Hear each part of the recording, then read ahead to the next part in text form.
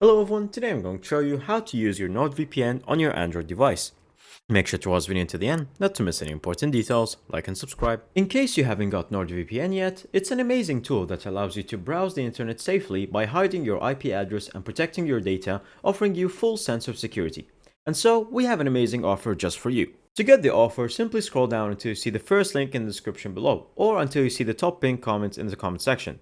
Click on it and you will see this page right here where you can get to enjoy 75% off your NordVPN's 2-year plan, including 3 months for free. Very simple, very easy. Once you click on here and you'll sign up for it. Now, to use your NordVPN app on your Android, simply install it from your Play Store, and once you have it right here, open it, and then from here you're going to log into your account that you have made with our special offer.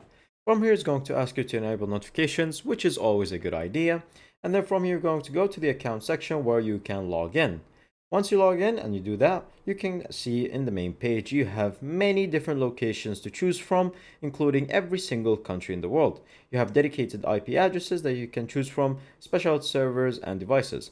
But most importantly, all you have to do is simply click on Quick Connect, which you can do, and it connects to a random country, or you can select a specific country from here and then connect to that. And you can even select certain cities.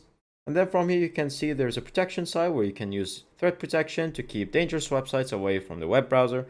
And then you have, of course, the notifications and the messages that the application sends you. And from here you can enable auto connect, where it can automatically connect to the VPN every time you enable the device. And you can have a dark web monitor, which you can select to check for any leaks or any dangerous websites that have used your account or your email address. And that's pretty much it. Very simple, very easy. Thank you guys for watching. See you next time. Bye bye.